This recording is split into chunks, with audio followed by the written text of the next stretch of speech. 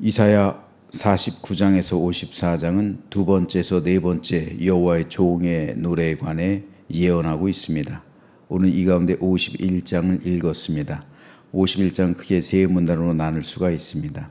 1절에서 8절은 선민을 향한 공의의 확립과 구원 약속을, 9절로 16절은 선지자의 구원 간구 및 여호와의 격려와 구원 약속을 재보장하고 있고요. 마지막으로 17절로 23절은 여호와의 구원 약속에 의지한 선지자의 첫 번째 각성을 촉구하고 있습니다. 오늘 이 가운데 6절 말씀에 대해 잠시 살펴보겠습니다. 너희는 하늘로 눈을 들며 그 아래 땅을 살피라. 하늘이 연기같이 사라지고 땅이 옷같이 헤어지며 거기에 사는 자들이 하루살이같이 죽으려니와 나의 구원은 영원히 있고 나의 공의는 폐하여지지 아니하리라. 자, 여기서 하나님은 이 세상과 거기에 속한 것들을 연기, 옷, 하루살이로 비유하고 있습니다. 이것은 세상의 유한성에 대해 말씀하고 있는 겁니다. 사람들이 볼 때는 하늘은 언제나 그 자리에 있습니다. 땅도 영원히 존재할 것처럼 보입니다. 그러나 하나님은 말씀합니다. 하늘이 연기같이 사라지고 땅이 옷같이 헤어지며 거기 사는 자들이 하루살이처럼 죽게 될 것이다 라는 말씀입니다. 우리가 영원할 것이라고 생각하던 하늘과 땅도 결국 사라진다는 거예요. 그래서 요한계시록에서도 보면 새 하늘과 새 땅이 오잖아요. 다시 말해서 이 땅, 우리가 존재하는 땅 다 사라진다는 거잖아요. 연기가 흩어지듯 사라지고 오래 입은 옷이 낡아 헤어지듯 이 세상 결국 끝이 있다는 겁니다. 우리 인생 역시 하루살이가 하루를 살아가고 죽는 것처럼 그렇게 짧다는 거예요. 하지만 안타까운 사실이 있습니다. 우리가 세상을 살아가는데 특별히 성도들이 영원할 것처럼 살아가요. 우리가 죽지 않을 것처럼 살아갑니다. 세상에서 영원한 삶을 누릴 것처럼 돈을 모으고 집을 사고 재산을 늘리고 명예를 얻기 위해 힘씁니다. 물론 이것들은 하나님께서 우리에게 맡겨주신 삶의 책임이에요. 그런데 그것의 유용한 시기는 언제? 이 땅에 살 동안. 우리가 이 땅에 살 동안만 필요한 거예요. 그것들이 우리 삶의 목적이 될 수가 없습니다. 많은 사람이 세상 것을 위해 평생을 바쳐요. 하지만 정작 영원한 것은 놓치고 살아갑니다. 이에 대해 예수님은 이렇게 말씀하세요. 사람이 만일 온 천하를 얻고도 제 목숨을 잃으면 무엇이 유익하리요? 사람이 무엇을 주고 제 목숨과 바꾸겠느냐? 온 세상 얻어도 내 영혼 구원받지 못하면 아무 의미 없는 겁니다. 세상은 언젠가 끝납니다. 우리가 아무리 세상에 속한 것들 가지고 있다 할지라도 집은 다른 사람의 소유가 되고 통장에 있는 돈도 죽음 앞에선 한 푼도 가져갈 수 없습니다. 우리가 아무리 세상에서 부유하게 살아도 죽어서 지옥 간다면 그 삶은 실패한 삶이에요. 우리 인생은 하루살이처럼 짧습니다. 우리의 진정한 삶은 죽음 이후의 세계입니다. 인생은 아무리 건강해도 결국 끝이 있습니다. 하나님의 시간 앞에서는 잠깐 나타났다 사라지는 안개와 같습니다. 그러나 하나님께서는 우리의 시선을 세상이 아니라 영원한 곳으로 돌리라. 오늘 본문에서 말씀합니다. 하나님께서 직접 말씀하시는 거예요. 세상 바라보지 말고 하늘 바라보며 살라는 겁니다. 세상에 소망 두지 말고 천국에 소망 두고 살라는 거예요. 내 삶의 목적을 나의 죽음 이후의 세계에 두라는 말씀입니다. 그래서 오늘 본문에서 하나님은 나의 구원은 영원히 있고 나의 공의는 폐허해지지 아니할 것이다 라고 말씀하십니다. 세상 사라집니다. 그러나 하나님의 구원 사라지지 않는다는 말입니다. 세상 나라 흥하기도 하고 망하기도 합니다. 하지만 하나님의 나라는 영원합니다. 세상 영광은 잠시 있다가 사라집니다. 그러나 하나님께서 주시는 영광은 영원합니다. 세상의 기쁨은 잠깐입니다. 그러나 하나님께서 주시는 기쁨은 영원합니다. 바로 이것이 성도와 세상 사람 사이 가장 큰 차이입니다. 세상 사람은 사라질 것을 붙들고 살아갑니다. 그러나 성도는 영원한 것을 붙들고 살아갑니다. 히브리서 11장에 등장하는 믿음의 사람들은 모두 이것을 알았습니다. 그들은 이 땅이 본향이 아니라는 사실을 알았기 때문에 더 나은 본향, 곧 하늘의 본향을 사모하며 살아가는 삶을 살아갔습니다. 아브라함이 그랬습니다. 그는 하나님께서 약속하신 성을 바라보며 평생 나그네로 살았습니다. 모세도 그랬습니다. 애굽의 모든 부귀 영화 누릴 수 있었지만 장차 받을 상을 바라보며 하나님의 백성과 함께 고난받는 길을 선택했습니다. 무엇이 영원한 것인지를 알았기 때문입니다. 성도에게 천국이 그와 같습니다. 천국은 하나님께서 우리를 위해 준비하신 영원한 집이요 우리의 기업입니다. 영원한 안식이며 영원한 기쁨입니다.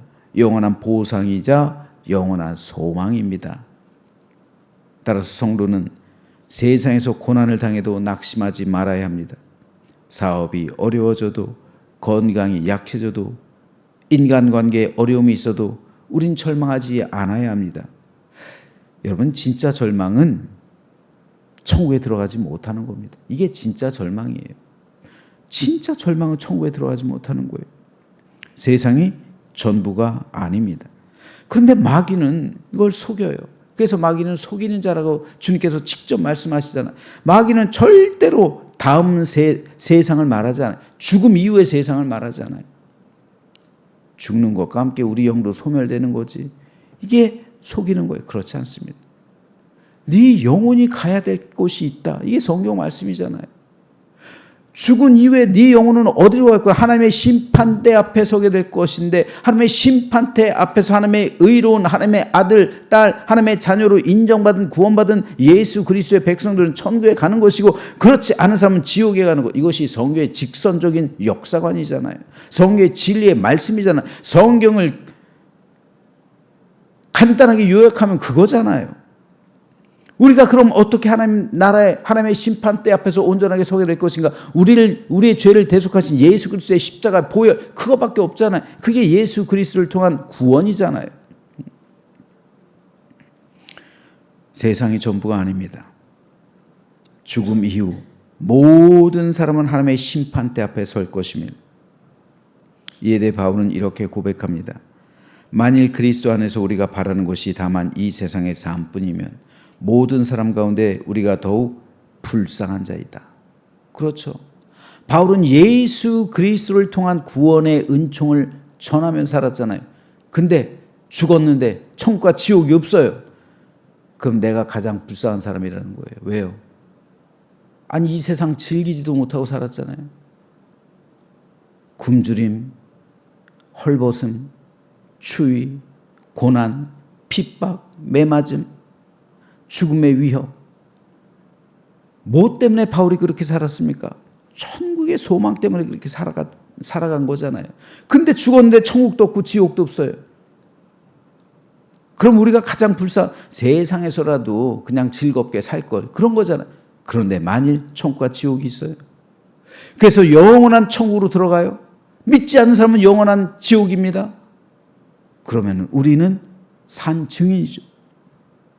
그러나 이제 그리스도께서 죽은 자 가운데서 다시 살아나사 잠자는데 첫 열매가 되셨다. 이걸 바라보면서 사는 거예요. 이에 대해 예수님 역시 제자들에게 이렇게 말씀합니다. 너희는 마음에 근심하지 말라.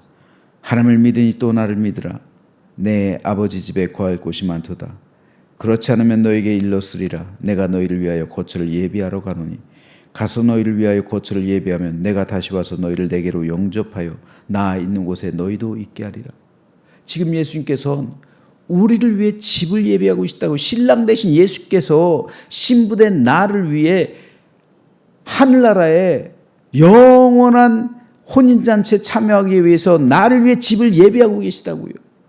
그 집이 완성되면 내 영혼을 주님께서 데려가러 오실 줄 믿습니다. 이게 구원이잖아요. 제 어머니께서 소천하시기 전에 천국에 집을 짓는 장면을 봤잖아요. 꿈에 봤죠. 우리 어머니께서 소천하셨을 때 맨 처음 든 생각이 주님께서 어머니 집을 완성하셨구나. 완성하셨구나. 그래서 데리러 오셨구나. 우리도 그렇게 될 겁니다. 예수님의 말씀이잖아요. 예수님께서 직접 하신 말씀이잖아요. 너희를 위해 하늘에 너희 거처를 예비하러 내가 간다. 완성하면 내가 너희를 데리러 올 것이다. 성도는 그때를 위해 살아가는 겁니다. 이것이 우리 인생의 목적이에요. 그날을 바라보며 소망하며 살아가는 삶. 그러므로 우리는 세상에 취해서 세상이 인생의 전부인 것처럼 살아가서는 안 됩니다. 세상의 즐거움이 최고의 행복이 아닙니다. 우리는 언제나 영원한 천국 바라보며 오늘 하루를 살아가도 영원을 소망하며 살아가야 되는 거예요. 이 세상이 전부가 아닙니다. 이 세상에 쌓아두는 것, 이 세상을 위한 유익, 이 세상을 위해서 살지 마십시오. 영원한 하나님 나라를 위해 내게 주신 건강도, 내게 주신 재산도, 내게 주신 모든 것 다 하나님 나라를 위해 사용하는 거예요. 그러면서 살아가는 겁니다. 그러면 그것이 우리 인생의 복락이 되는 것이고 기쁨이 되는 거예요. 그러므로 오늘 하나님께서는 우리에게 이렇게 질문합니다. 너는 무엇을 바라보며 소망하며 살아가고 있느냐? 오늘 우리를 향해 하나님께서 묻고 있는 거예요. 너는 과연 오늘 무엇을 위해 살아가느냐? 무엇을 바라보며 살아가느냐? 무엇을 소망하며 무엇을 사모하며 살아가느냐? 사라질 세상을 위해 쌓아두십니까? 아니면 영원한 하나님 나라, 그 나라를 위해 쌓아두십니까? 세상은 반드시 사라집니다. 우리 일생은 짧습니다. 그러나 우리 하나님께서 예비하신 영원한 천국은 영원하고 그 천국의 삶은 영생입니다. 그러므로 저는 저와 여러분 모두가 이 세상의 마음을 빼앗기지 마시고 마귀의 유혹에 속아 넘어가지 말게 되기를 소망합니다. 그래서 영원한 천국 바라보며 하루하루를 살아가며 우리 모두 천국에서 다시 만나 하나님 안에서 영생 복락을 누리며 어린 양의 혼인잔치에 모두 참여하는 우리 모두가 되시기를 주님의 이름으로 축원합니다.